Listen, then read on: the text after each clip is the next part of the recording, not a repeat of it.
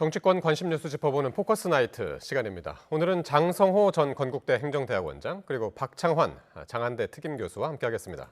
어서 오십시오. 네, 안녕하세요. 네, 안녕하십니까. 자, 응급실을 중증 환자 위주로 개편한다는 정부 방침이 나온 가운데 이 박민수 보건복지부 2차관이 경증과 중증 환자의 기준에 대해서 발언한 것이 논란이 되고 있습니다. 관련 발언들 먼저 듣고 오겠습니다. 본인이 이렇게 전화를 해서 알아볼 수 있는 상황이라고 하는 것 자체가 사실은 경증이라고 이해를 하시면 됩니다. 그래서 중증이라는 거는 거의 의식이 불명이거나 네. 본인이 스스로 이렇게 뭘 할 수 없는 마비 상태에 있거나 이런 경우들이 이제 대다수이고 예. 그렇지 않은 경우 뭐 보통 이제 열이 많이 나거나 배가 갑자기 아프거나 이런 것들이 경증에 해당되는 거고 어디가 찢어져서 피가 많이 난다 이런 것도 사실은 경증에 해당되는 거고요. 입장을 바꾸고 말실수를 연발하고 근거 없는 자신감을 내세우다 상황을 악화시켜온 게 사실입니다. 책임을 통감하고 당사자 스스로 거취를 결정하시기를 촉구합니다. 이제는 새 판을 짜주어서 예. 새로운 협상판으로 우리가 이 갈등 조정하고 해결해야 된다 이렇게 생각합니다. 자, 먼저 이 박민수 차관 발언. 어제 라디오 인터뷰 이후에 이제 뭐 정치권이 굉장히 요란합니다. 그러니까 그 의식 불명이거나 마비된 극단의 상황이 아니면 응급실을 찾지 말아달라. 이런 뜻으로도 들을 수가 있겠는데요. 예, 박 교수님 어떻게 들으셨나요? 이제 아다르고 어다른 거죠. 사실 지금 이제 응급실이 굉장히 어려운 상황이다. 네. 의사들도 굉장히 지금 적고 예. 또 사실 서울 지역에서도 굉장히 어려운 상황인데 이를 위해서 국민 여러분들이 가급적이면은 정말로 생명이 정말 위독한 상황이 아니라면 1차 병원을 좀 이용해 달라 이렇게 얘기하는 거하고 예. 이제 그럼 당연히 질문이 이렇게 나옵니다. 그러면 네. 중증과 경증을 어떻게 구분하냐? 예. 그러니까는 이제 박민수 차관이 이렇게 대답을 한 거예요. 예. 의식을 잃어버리거나 이런 정도 되면 중증인 거고 예. 뭐 피나거나 머리 열나거나 배 아프거나 이런 거는 경증입니다라고 얘기하니까 예. 근데 우리가 그동안의 이 상식이라는 게 열로 시작해가지고 생명이 위독해지는 경우도 예. 있고요. 또 의식이 있는 상태지만 낙상일 같은 경우에는 의식은 있는 그저께 이제 2살 상태지만 여화도 그런 증상이었죠. 그렇죠. 이걸 고열이었죠. 사회자가 질문을 한 거예요. 네. 그랬더니 박민수 차관의 이야기가 그 의식 불명, 뭐 마비 이 정도 돼야지 중증 아니냐 이렇게 얘기한 건데 예. 사실은 경증과 중증의 구분은 의사가 하는 겁니다.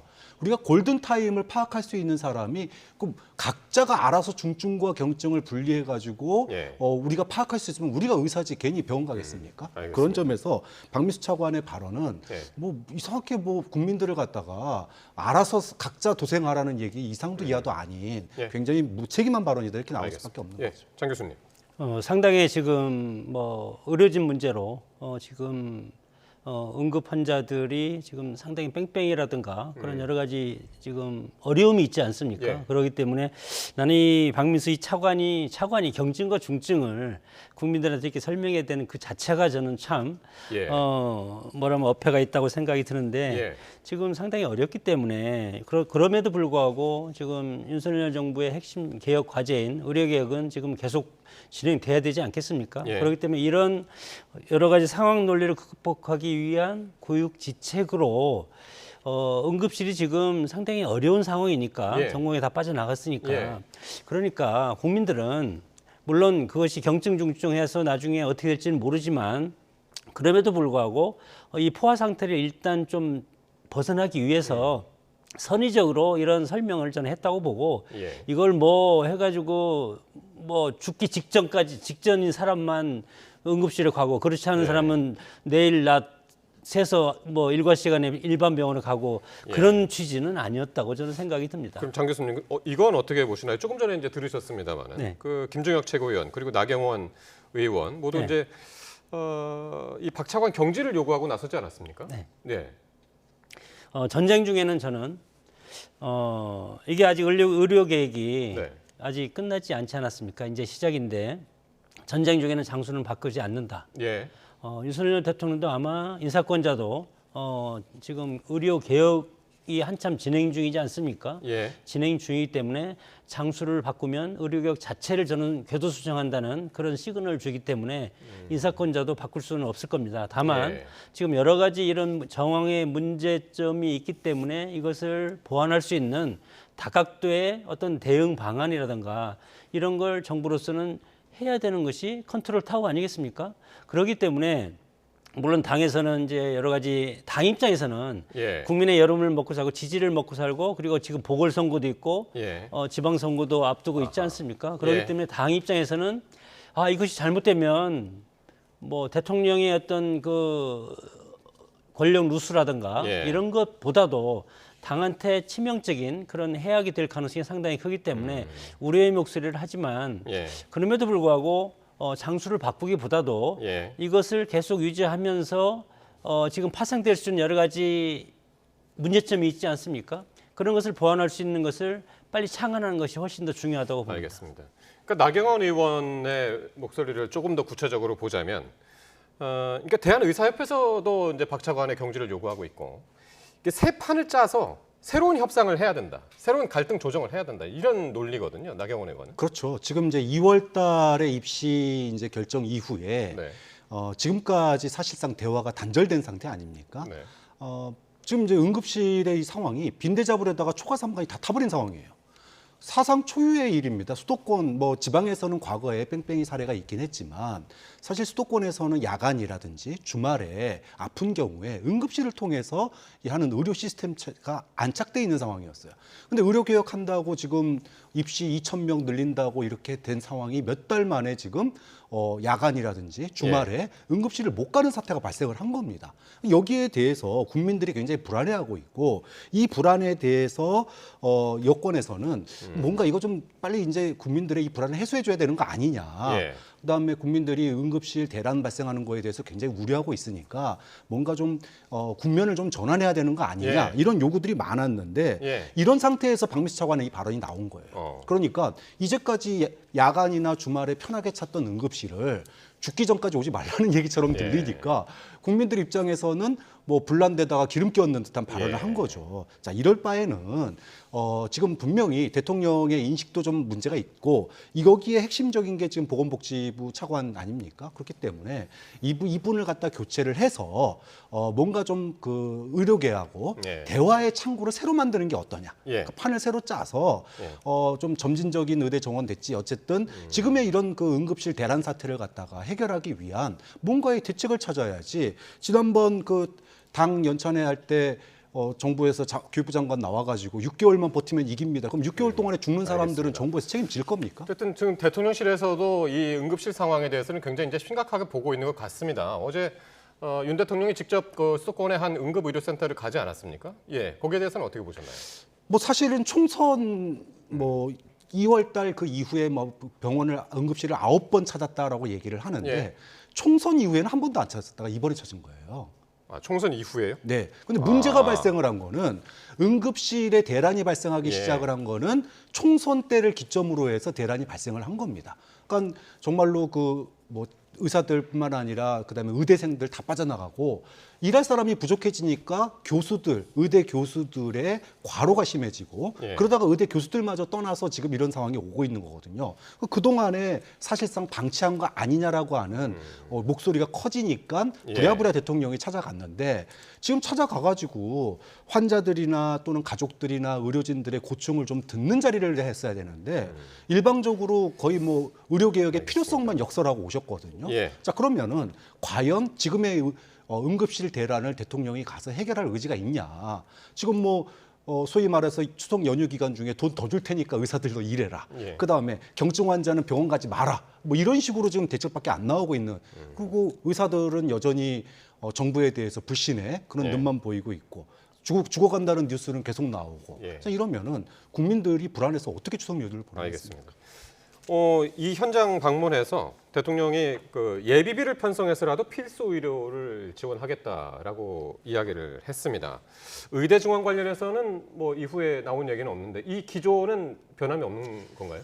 그러니까 의료계획의 핵심이 필수 의료 그리고 비필수 의료 이거에 대해서 기존에 있던 의사들이 비필수, 예를 들어 지난번에 제가 예를 들었지만 피부과, 치과 뭐 이런 네. 그런 곳으로 성형외과 이런 곳으로 지금 가기 때문에 필수 의료가 없는 것 아니겠습니까?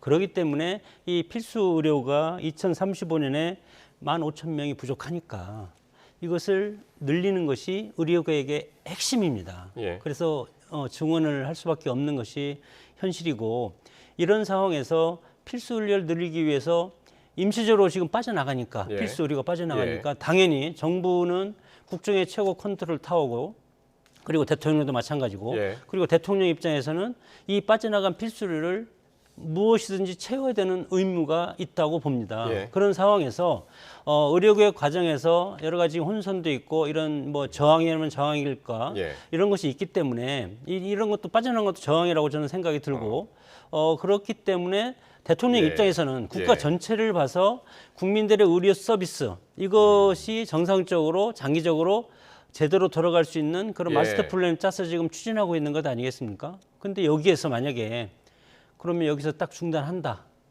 그러면 예. 대통령 바로 저는 레임도 온다고 봅니다. 그래서 개혁은 추진하되 예. 이것을 최소화할 수 있는 것, 최소화할 예. 수 있는 것은 필수 대통령이 의료를 먼저 살려야 된다. 필수 의료를 먼저 살리기 위해서는 예. 경제적인 것도 있고 재정 투여도 있고 여러 가지 방법이 있지 않겠습니까? 알겠습니다. 그러니까 거기에 지금 현실적으로 대통령은 여기에 박차를 가할 수밖에 예. 없다고 생각이 듭니다. 알겠습니다.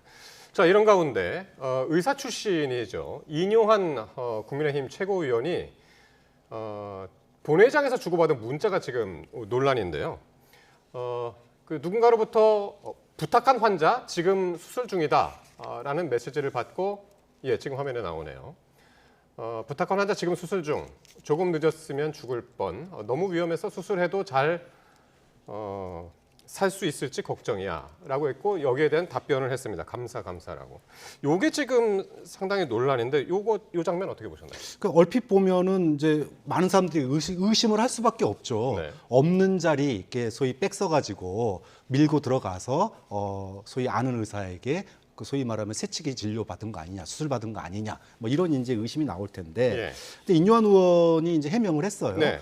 본인이 없는 자리를 이렇게 밀고 들어가서 맞는 게 아니고 예. 이미 이제 집도의가 정해져서 수술 받으실 분인데 예. 아는 사람 부탁받고 그분 이렇게 나 아시는 분이니까 좀 잘 챙겨주세요라고 예. 한 거고 거기에 대해서 예. 응급 위급 수술이었고 죽을 뻔했다. 근데 잘 된 것 같다. 뭐 이런 문자를 받은 거다 이렇게 해명을 했습니다. 그렇기 때문에 민주당에서는 지금 김영란법 위반 이런 얘기도 나오는데요.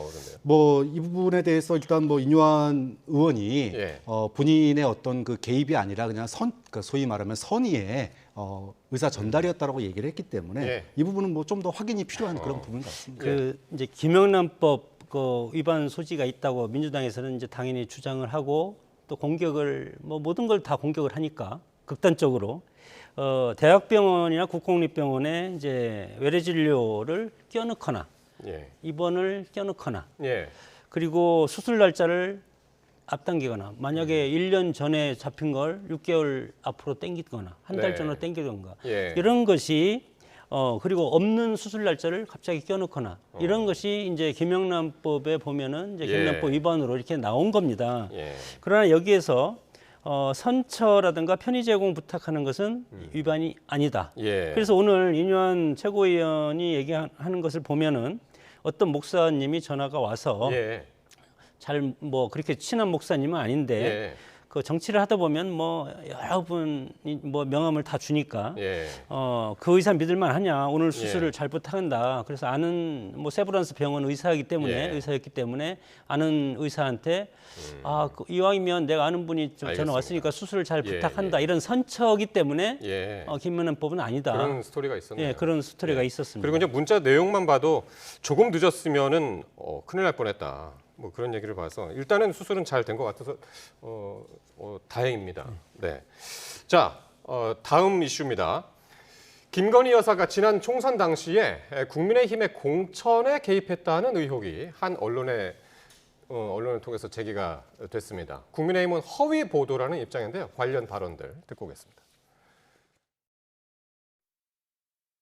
김건희 여사가 총선 당시 여당 공천에 관여했다는 언론 보도가 나왔습니다. 이 보도가 사실이라면 소문이 무성하던 김건희 여사의 당무 개입과 선거 개입, 국정농단이 실제로 있었다는 것이 되기 때문에 경악할 수밖에 없습니다. 단 한 점의 의혹도 남기지 말고 실체적 진실을 밝혀야 합니다. 민주당은 김건희 특검법에 해당 의혹도 수사 대상에 포함시켜 반드시 진실을 밝혀내겠습니다. 김해로 재배치해 주는 게 어떻겠냐라고 말씀을 주셨고 제가 검토는 해보겠습니다라고 말씀드렸는데 여러 사정들을 검토하다가 수용하기 어렵다는 말씀을 드린 겁니다. 자, 이 보도 내용을 좀 간단히 정리하자면 지난 총선에서 김영선 전 의원, 지금 5선이죠. 5선 의원인데 원래 지역구는 경남 창원이고 근데 지난 22대 총선에서 그 지역구를 김해로 옮겨서 공천을 신청했는데 이 과정에 김건희 여사의 권유가 있었다 이런 내용이었죠. 맞습니다. 네. 오늘 토마토 뉴스의 이 보도가 굉장히 충격적인 보도인데 왜냐하면 김건희 여사의 뭐 소위 공천 개입 이 얘기는 뭐 총선 당시에도 소문은 무성했습니다. 그런데 이게 소문만 네. 가지고는 뭐 얘기할 수 있는 부분이 아니잖아요. 그럼요. 뭐 그동안에 여의도나 방송가에서 그런 소문들은 굉장히 많았는데 어허. 근데 오늘 이게 구체적으로 뉴스로 나온 거예요. 예. 근데 토마토 뉴스에 나온 기사에 의하면 당시에 김영선 전 의원이 김건희 여사로부터 권유를 받고 김해로 옮겼는데 결국 김해에서 컷오프 된 겁니다. 공천을 못 받았어요. 예, 예. 그러니까 열받을 거 아니에요. 어허. 그러니까는 텔레그램 메시지를 갖다가 주변 사람들한테 보여주면서 그러니까 텔레그램 메시지라는 것은 김영선 김 전 여사하고 의원하고 주고받은 텔레그램 메시지. 김건희 여사하고 주고받은 텔레그램 그렇죠. 메시지. 이거를 갖다가 주변 사람들한테 보여주면서 나 이거 억울하다. 기자회견 하겠다. 이렇게까지 권유를 받았는데. 그렇죠. 이 얘기가 이제 논란이 됐다는 겁니다. 근데 이거를 갖다가 복수해 2명의 현역 의원 그리고 여권 보좌관 출신 뭐 이런 분들한테 네. 이 텔레그램 메시지를 캡처해 놓은 것을 지금 이미 돌아다니고 있고 그거를 기자가 확인하고 이 보도를 썼다라는 거예요. 그렇기 때문에 증거가 있는 얘기하고 없는 얘기는 하늘과 땅 차이인 거죠. 예. 만약에 이게 정말 사실이라면 그 보도가 사실이라면 예. 정말로 아까 박찬대 원내대표가 얘기했듯이 사상 초유의 이제까지 뭐 명품백, 뭐 도이치모터스 이런 사건하고는 이게 궤를 달리하는 차원이 다른 예. 새로운 논란이 펼쳐지기 알겠습니다. 때문에 굉장히 중대한 사건이 발생했다 이렇게 볼 수 있는 오늘 거죠. 장동혁 국민의힘 최고위원이 오늘 YTN 출연해서 이제 한 말을 조금 전에 이제 보셨습니다만은 장동혁 최고위원이 그 총선 당시에는 국민의힘 사무총장이었죠. 네. 그래서 그 당시 이야기를 한 건데 그러니까 김영선 전 의원이 이제 얘기를 해서 지역구를 김해로 옮기겠다. 그래서 검토를 했는데 수용하기 어렵다고 이제 말했다. 이제 그 내용이었단 말이죠. 예, 어떻게 되셨습니까? 공천은 그 사적인 대화는 할 수가 있다고 봅니다. 누구든지 공천과 관련해서 친한 관계면 아무리 뭐 대통령 부인이나 대통령일지라도 사적으로는 얘기를 할 수가 있고 그것이 당의 공천 시스템은 공천관리위원회가 있습니다. 국민의힘은. 예. 그리고 공천관리위원회에서 여론조사 그리고 적격 부적격 그리고 심사해서 여러 가지 종합적으로 후보 정리를 하고 예. 그리고 공관위에서 결정을 한 다음에 발표를 합니다. 발표를 하고 이 발표를 나중에 비대위, 그때 한동훈 비대위원장이죠. 예. 비대위에서 최종 결정이 되면 공천자로 결정이 돼서 나중에 공천장을 수여받고 그렇게 해서 선거에 출마하게 되어 있는데 지금 뭐 장동혁 그때 당시 사무총장이 예. 사실 사무총장이면 물론 뭐 여러 가지 인재영입위원장도 있고 공관위원회가 10명인가 있었습니다. 예. 그래서 같이 하지만 가장 핵심적인 위치가 저는 사무총장이라고 생각이 들고 예. 사무총장이 모든 걸 저는 여러 가지 부대적인 것을 컨트롤한다고 봅니다. 근데 사무총장이 이것을 몰랐다는 것은 예. 김건희 여사가 개입했다는 증거가 저는 없다. 공적으로는 그렇게 보고 예. 만약에 뭐 우리 김영선 전 의원과 김건희 여사가 사적으로 과거에 뭐 친할 수도 있지 않겠습니까? 그럼 사적으로 대화를 할 수도 있다고 생각이 되는데 그럼 대화할 사적으로 수 있다. 대화를 예. 한 것이 모르겠습니다. 나중에 어떤 것이 나올지는 모르겠지만 예.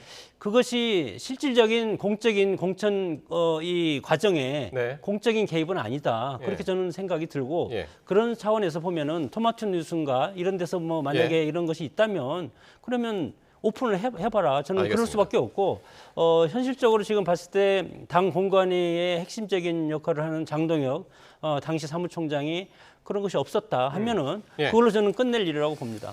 일단 결과적으로 공천이 되지 않았고 박 교수님 되지 않았고 그리고 이제 뉴스토마토 보도에서도 그러니까 A 의원 비의원, 현역 의원, 이게 여당 의원인지 야당 의원인지도 이제 밝히지 않은 상태에서 이제 그 인용해서 썼는데 그 A 의원, B 의원, 익명 의원들도 공식 입장이 없고 지금까지 그리고 김영선 전 의원도 부인을 한 상황이어서 이 과연 기사 내용 자체가 신빙성이 있느냐 이런 이야기에 대해서는 어떻게 이야기하시겠습니까? 그 오늘 이제 용산 대통령실의 반응이 네. 사실 김 여사가 공천에 개입한 정황이 네. 없다라면 말 그대로 이 기사가 허위 사실이라면 용산의 반응이 어떻게 나와야 되냐면요. 네. 명백한 가짜 뉴스다. 이거 법적 처리하겠다. 예. 이렇게 나오는 게 너무나 당연한 수준이에요. 예. 근데 이 얘기가 용산에서 안 나오고 결과적으로 공천 안 되지 않았냐. 이렇게 예. 얘기가 나오는 거예요. 그 예. 얘기는 지금 사실은 이 대화 캡처본이라고 하는 게 당사자들만 아는 거 아닙니까? 그런데 지금 이 기자가 확인했다라고 하는 거는 당사자가 핸드폰을 확인한 게 아니에요. A 의원, B 의원, 그다음에 뭐 보좌관 출신 뭐 C, D 이런 분들한테 확인한 거란 말이에요. 예. 그 얘기는 당사자들의 그 대화 캡처본이 다른 사람들한테 이미 유출돼서 돌아다니고 있다는 얘기입니다. 자, 그러면 저는 결국은 이제 시간 문제 아니냐. 이것이 정말로 있고 기자가 보고 썼다면은 예. 이건 결국은 드러날 수밖에 없고 예. 그런 상황을 우려해서 용산에서도 이거 가짜 뉴스다 고발하겠다 이게 아니라 예. 결국은 공천 못 받지 않았느냐의 포인트를 두고 지금 해명한 거 아니냐. 예. 그렇기 때문에 사실일 가능성도 있는 거 아니냐 이렇게 네. 추측하시는 분들이 많다는 거예요. 대통령실 입장에서 어떻게 이런 것이 나왔다고 무조건 고발을 한다고 할 수가 있겠습니까? 그건 점잖지 못한 그런 행동이라고 생각이 들고 당사자인 김영선 전 의원이 이거에 대해서 사실 무근이다 이렇게 공식 부인하지 않았겠습니까? 예. 물론 본인 정치인들이 공천에 탈락하는 것은 큰 상처고 억울함이 상당히 많을 겁니다. 그래서 그때 당시에 예. 본인과 친한 몇몇 분들과는 뭐 사실이 아닌 그런 불만을 토로하는 과정에서 예. 뭐 이런 것이 있을 수 있다 이렇게 얘기하겠지만 예. 본인이 뭐 텔레그램 소위 말해서 지금 텔레그램 얘기가 나오지 않습니까? 텔레그램 캡처본이 나온다고 하는데 본인이 그것은 아니라고 그렇게 부인을 한 입장에서 예. 그럼 이것을 아니라고 하는데 이것도 뭐 사실이라고 그렇게 주장하면 그것도 알겠습니다. 타당하지 않다고 생각이 예. 듭니다. 일단 보도가 이제 오늘 아침에 나온 거죠. 오늘 아침에 나왔고 오늘 여야 공방이 시작됐고 대통령실까지 이제 입장을 냈고. 근데 이제 그 기사에 나왔던 당사자들이 부인하고 있는 상황에서 A, B 의원이 특히 A 의원이 면책 특권이 있는 자리에서 공개도 고려한다라고 그 기사에 이제 나왔기 때문에 내일 이후에 어떻게 전개가 될지 이 부분도 이제 함께 지켜보기로 하고요. 김 여사 관련해서는 내일 명품 가방 수수 의혹 사건과 관련해서 일단 수사팀에서는 무혐의로 결론을 냈었죠. 근데 이거를 이제 검찰 수사심의위가 한 번 더 검토하는 그 심의가 내일 열리는데 요건 어떻게 전망을 하시나요? 먼저 박 교수님. 예. 대부분이 수심위가 결국은 명분 쌓기용 아니냐. 무혐의로 내리기 전에 명분을 쌓기 위해서 수심위를 개최한다. 이렇게 보는 시각이 거의 대다수인 것 같아요. 물론 그럼에도 명분 불구하고 예. 수심위에서 정말로 이거는 기소 쪽으로 고비를 해봐야 된다라는 결론이 나온다면 예. 말 그대로 이거는 검찰이 또 한 번 뒤집어집니다. 예. 그런데 검찰이 이걸 강제성이 없잖아요. 수심에서 나오더라도. 예. 그렇기 때문에 뭐 저는 중앙지검이나 수사팀에서 뭐 그 의견을 받아들여 가지고 다시 기소 쪽으로 수사를 하거나 이럴 가능성은 없다고 보기 때문에 결론적으로는 소위 무혐의로 가기 위한 명분 쌓기용으로 수심위가 진행되고 있다. 예. 이렇게 볼 가능성이 많다고. 무혐의가 뒤집히지 않을 것이다. 네. 예. 아니 무조건 뭐 그것을 요식행위라고 하면 저는 이 공적인 기관 뭐 여러 가지 외부 전문가들 중에서 300명 중에서 무작위로 15명을 뽑아서 법률 전문가들입니다. 예. 이분들이 하기 때문에 이분들이 들어와서 심의위회를 하는데 이것이 요식행위로 그냥 끝난다. 그냥 뭐 불기소. 일단 그렇게 외부 인사들이라고 했죠. 예. 선제적으로 평가를 하면 네. 그건 우리 뭐 소위 말해서 지금 수사 심의를 저는 폄하하는 거라고 생각이 들고 심각하게 이거에 대해서 심의를 할 수밖에 없다고 봅니다. 예. 왜냐하면 권고적 효력이 있고 그럼에도 불구하고 이것이 정말 검찰의 불기소, 무혐의 여기에 만약에 반대적인 기소 의견이 낸다면 기존 수사팀을 불심한 뭐 어떤 검찰 내 갈등의 내관은 될 수가 있겠지만 예. 그럼에도 불구하고 엄격하게 6가지 지금 사안에 대해서 예, 지금 예, 예. 하겠다는 건 아닙니까? 예. 6개 혐의에 대해서. 네. 그래서 어차피 야당은 이거에 대해서도 요식행위다. 예. 그리고 이거 믿지 못한다. 예. 그래서 특검으로 가야 된다. 예. 이렇게 뭐 답정 넣으라고 답은 뻔히 나와 있습니다. 그럼에도 불구하고 수사심의에는 냉정하게 판단을 알겠습니다. 해서 예.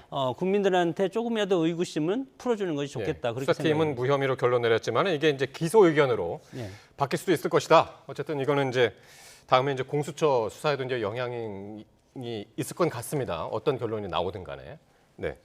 뭐 아까 뭐 네, 대구 짧게 한 말씀 그 하시죠. 최병 사건 같은 경우에 예. 그러니까 경찰 수사심의위로 넘어갔었잖아요. 네. 근데 경찰 수사심의위에서 그걸 그냥 통과시켰어요.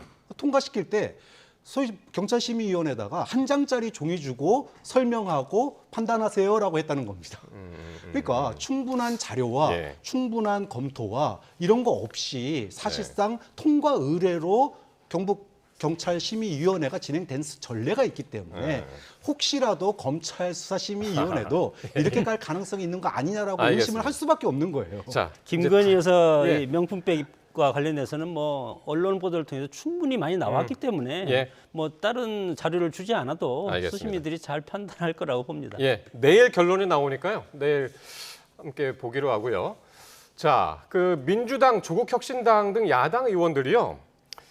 윤석열 대통령이 보낸 추석 선물 수령을 거부했다는 글과 사진이 올라오고 있습니다. 어떤 내용인지 한번 그림을 보면서 한번 이야기를 좀 할까요? 예, 이게 이제 그 추석 선물 수령 거부 인증 릴레이처럼 지금 이제 번지고 있는데 먼저 혁신당의 김준영 의원도 거부를 했습니다. 그러면서 선물을 보기 싫어서 바로 반송하고 고생하시는 기사님께는 번거롭게 해드려서 죄송하다라는 말씀 드렸다고 했고 또 이제 민주당의 이성윤 의원도 받기 싫은데 왜 자꾸 보내냐 스토커처럼 뭐 이런 식으로 이제 그림과 함께 SNS에 이제 올렸습니다. 어떻게 보셨나요?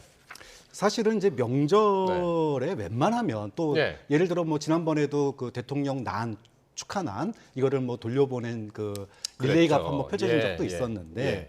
이게 좀 민주당까지 지금 확산된 거예요. 지난번에는 민주당에서 이런 사례가 적었거든요. 왜 이렇게 됐냐? 예. 결국은 지난번 대통령의 기자회견이 저는 결정적인 영향을 미쳤다고 봅니다. 그러니까 대통령의 기자회견이 뭐 달나라 대통령이냐 이런 이제 야당의 반응이 많았거든요. 예. 그러니까 지금 총선 민의를 거부한 것뿐만 아니라 지금 응급실 대란이 벌어지고 있는 거에 대해서도 지금 응급실 잘 돌아가고 있습니다 이렇게 얘기하니까 예. 국회의원들이 열 받은 거죠. 솔직히 말하면 이거에 대한 항의 표시를 갖다가 법 통과시키면 거부해 버리니까 그러면은 나는 추석 선물이라도 반려하면서 항의 표시를 하겠다 예. 이렇게 나온 거기 때문에 뭐 이거는 지금 극단적인 어떤 대립의 예. 하나의 단면을 보여준다 이렇게 볼 수밖에 없습니다. 이게 오늘 추석 선물이 어떤 거였냐면은요. 한번 지금 이제 화면 나오는데 이게 전통주 2병이 있고요. 고추장도 있고 잼도 2병이 있고 화장품 세트도 있고 이렇게 이제 구성이 돼 있네요. 네, 장 교수님. 저 구성을 보면은 선물을 혹시 통해서 받으셨나요? 저는 뭐 못 받았습니다. 예. 저 선물을 보면은 예. 통합과 화합의 예. 모양과 제스처를 의미를 담은 예. 아주 정성껏 마련한 선물인데 네.